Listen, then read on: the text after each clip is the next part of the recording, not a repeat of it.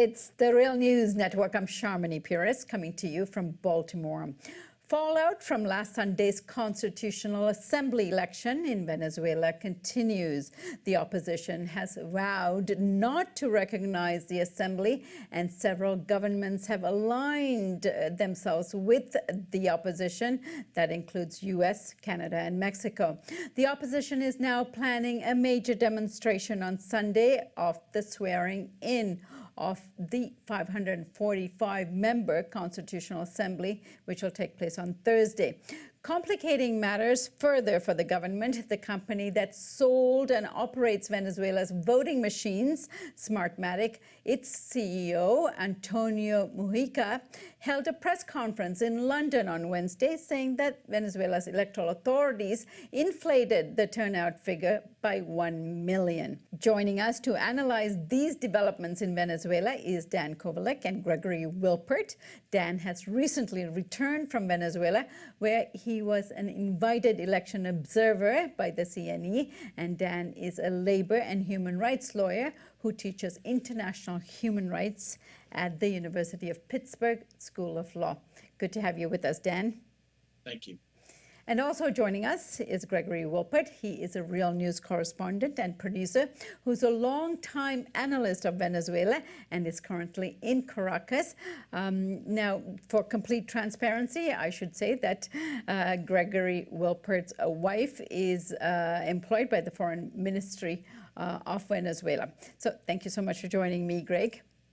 Thank you. Dan, let me start with you. Let's table the conversation about the controversy of the number of people that came out to vote on Sunday. We'll discuss that in a minute. But you were there as an election observer, invited by the National Electoral Council on Sunday. What did you see? What were your observations? I went to several polling locations in the Vargas department, which is a state right outside of Caracas. And what I witnessed were people at the polls who were very enthusiastic about the voting process. Some of the polling areas were, in fact, seemed like parties. You know, they were selling food and playing music, and people waited patiently in line for long periods of time in the hot sun to vote. So it was my impression from the people, at least that I saw, that they were excited to participate in this process. And what did you make of the numbers that the CNE originally announced, that 8.1 million people voted? Did that seem realistic to you? Well, of course. Now, again, I mean, in all fairness, the reason I trust it is not because I could have told from what I saw that there were 8 million people, because, of course, that's nationwide. But what I trust the CNE. I mean, the CNE is a separate branch of the Venezuelan government. You know, it's one of the few countries where the Electoral Commission is actually its own branch of government. It's independent of the executive branch. Jimmy Carter called their election process one of the best in the world. It's had the same leadership for many years. I think if they said 8 million people voted, I would take that to the bank, you know, and if people want to challenge that, there's ways to audit those votes. You know, there's paper receipts. They even keep copies of the fingerprints of people who voted. I was actually an observer to the audit in 2013 when there was a presidential election for Maduro, and it was a very, very close election. And there was an audit of the vote count that I observed. And again, that could be done now. So all this stuff is verifiable if people have issues. In fact, in that way, it's much better than the U.S. electoral system, you know, which does not have paper receipts and is very hard to get a handle on truly what happened with the voting. Now, Greg, what about you? The claim from the voting machine CEO that the Electoral Council inflated the turnout figures. How is that being received in Venezuela, and has the government or the CNE responded yet to that claim? Well, there hasn't been an official response yet. Just on TV just now, a spokesperson didn't address the issue directly. She just said that we need to remember, just like Dan was saying just now, that audits are completely possible and transparent, and the opposition can participate in them. And so, in that case, so she didn't really confirm or deny the numbers. She just said, we can audit. And actually, that's been also the response on the part of some government representatives who've said, we're completely willing to do a recount of the people who voted, and that will then confirm or deny what the Smartmatic CEO said. Now, one has to keep in mind that the Smartmatic folks, of course, didn't, or the CEO didn't actually present any evidence of his count, so it's not completely clear exactly how he knows what the numbers are. I know that they participate in the process in various phases, but as far as I know, they're not involved in all of the phases. But the other thing is the opposition, of course, has used this as a further proof to their claim that the complete vote was fraudulent, and have said that they will announce, or they will begin an investigation from the National Assembly, which they control. And that's, of course, perfectly also within their right. I don't think that that's going to be denied. But the key thing really is to initiate this audit process, and that the opposition participate in it. One of the reasons, and one of the complaints actually for the opposition, has always been that they reduced the number of audits. Well, part of the reason for that is that the opposition refused to participate in this entire process, and so they eliminated some of the steps as a result. And of course, the other thing being that one of the key steps that was eliminated was the indelible ink. After you vote, you're supposed to put your finger into an ink pot to show that you can't vote again. And the opposition has claimed that it would allow people to vote more than once. Well, one of the reasons that was eliminated is that people were receiving threats for participating. Well, I don't know if that was the official reason, but at least I can imagine that was one of the reasons that it was eliminated, is that people were afraid to vote if it was completely clear that they might be persecuted as a result from the opposition. As a matter of fact, a lot of the violence has been directed against Chavistas, and people are genuinely afraid here, if there are Chavistas, of the reaction from people on the opposition. Greg, another issue that has come up recently is that the two opposition leaders, Leopoldo Lopez and Antonio Ledesma, who were both under house arrest shortly after the elections were held on Sunday, were taken into prison late Monday night. Many media outlets are presenting this as a crackdown on the opposition, including Reuters. Greg, what do you know about this particular case? Well, first of all, they basically they had been convicted already for various crimes. The main one being for inciting to violence at various protests, and there's video evidence of this. So it seems pretty clear. And they've on several occasions had in the past called for the military to rise up against the government. So basically, they've been calling for a coup. Now they were allowed for various reasons, I think mostly health reasons, to serve out the rest of their sentence at home, that is under house arrest. And one of the terms of one of the conditions of their house arrest was not to get involved in politics and not to make public statements about politics. But they did that precisely at the eve of the vote, and so that's why they are brought back into prison. So it wasn't like the government was specifically targeting opposition leaders or anything like that. They were basically reinstating an arrest or a prison sentence that had previously been loosened. That's all. We'll have to see what goes from there. I think part of it might be also that they might be used for future negotiations, so to speak, with the opposition as a negotiating chip, so to speak, which it was a speculation that might have been the case previously when they were given house arrest. Dan, you're a human rights lawyer. You have been dedicating your journalistic work and professional life to democratic processes and observing them. Give us a sense of what you think this Constitutional Assembly was established to do, and was this a legitimate process? Well, look, I think it was a legitimate process. first of all, folks need to understand that what happened on Sunday was that folks were elected to an assembly that's going to be able to redraft the current Constitution.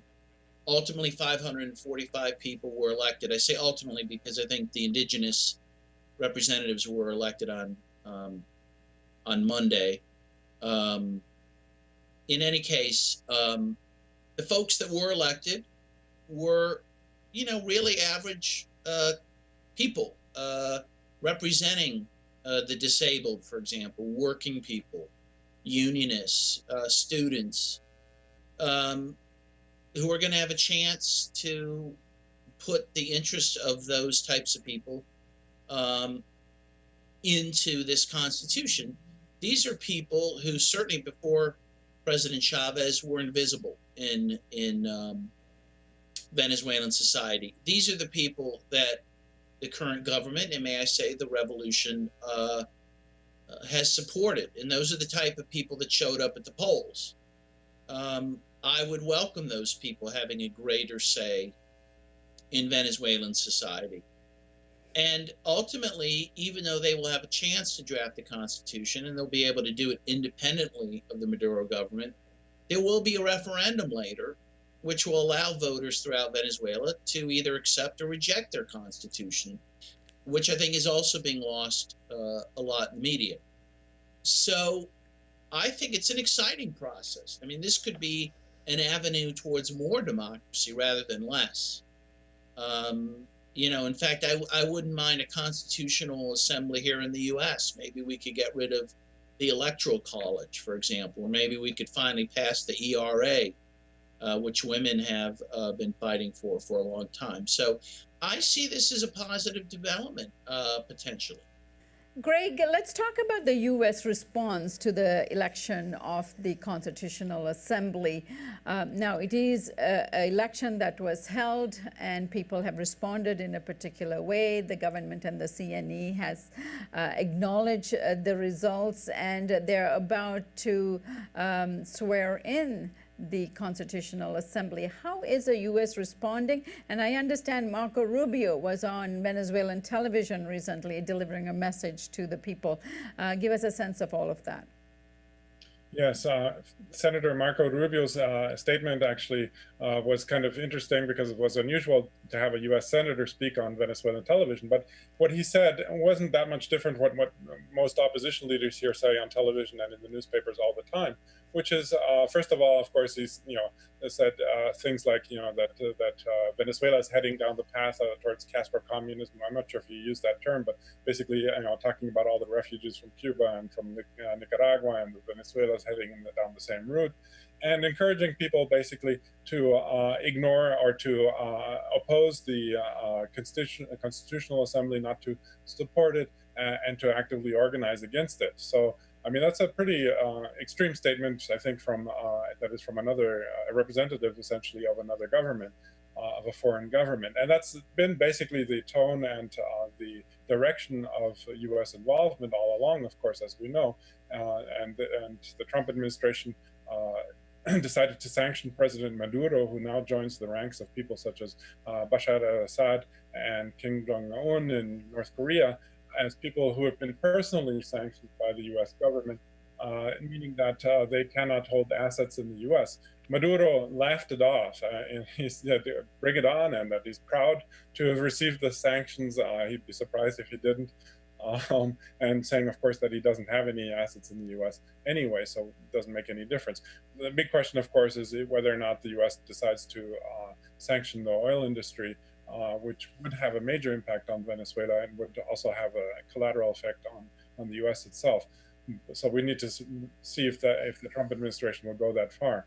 But in effect, this kinds of interventions and this kind of involvement of U.S. representatives, whether it be Senator Rubio or the Trump administration, are completely rejected here in Venezuela. I mean, polls show over and over again that the vast majority does not want the U.S. Involved, even among the opposition. Of course, there's opposition sectors who are actively calling for the U.S. to become more involved and even to intervene militarily. Just now, actually, even saw somebody Diego Aria, who used to be a foreign minister or actually ambassador, I think, for Venezuela, call essentially for a U.S. intervention in Venezuela. So I mean that's pretty outrageous, but that does not represent what most Venezuelans think or support. All right, and Dan, let me give you the last word here. The Assembly is going to be sworn in on Thursday, and of course there is a huge demonstration being planned by the opposition to oppose it. What do you make of this kind of reaction on the part of the opposition, who also boycotted the participating in the election, now organizing a huge resistance? Yeah, Well, look, I think it's part and parcel for what, the opposition has been doing. I mean, really, certainly since Maduro was elected in 2013, they have been challenging the legitimacy of Maduro ever since. But even before that, I mean, they were challenging Chavez's legitimacy. Of course, a number of the same people who lead the opposition had a role in the coup d'etat against Chavez in 2002. Let's not forget about that, in which the folks who succeeded in that coup for the 3 days they succeeded immediately threw out the Constitution, immediately dissolved the Supreme Court of Venezuela. These are not Democrats. Let me make that clear. And so it's not surprising to me that they would boycott this. And again, they're being egged on by the White House, who shares their goal in regime change. And so I think we're going to see more of that type of conflict from the opposition. Dan, President Maduro of Venezuela is the democratically elected president of Venezuela. His term comes to an end at the end of 2018, so in a sense, he's got a little over a year as president. Why is the opposition so fixated on trumping this democratic process? I mean, they'll have a chance at running for the presidency at the end of next year, and all indications are that they're not even ready to have an election now, given that their leadership is in such a disarray. Why are they preempting the existing democratic process in Venezuela? Well, I think your question, within that kind of answered your query, and that is that they don't think they can win through the democratic processes. The opposition is not united. It does not have a positive platform for Venezuela. The only platform it has is to get rid of Maduro, to get rid of Chavismo, to overturn the Chavista revolution. They do not have any positive path forward for Venezuela. I think because of the violence that the opposition is engaged in, they're actually losing ground in Venezuela. So they're not interested in participating in democratic processes that they will have a good chance of losing. All right, gentlemen, Gregory Wilpert, Dan Kovalik, I thank you both for joining me today, and looking forward to having you back. I don't think this issue in Venezuela is going to go away anytime soon. Thank you. Thank you for joining us here on the Real News Network.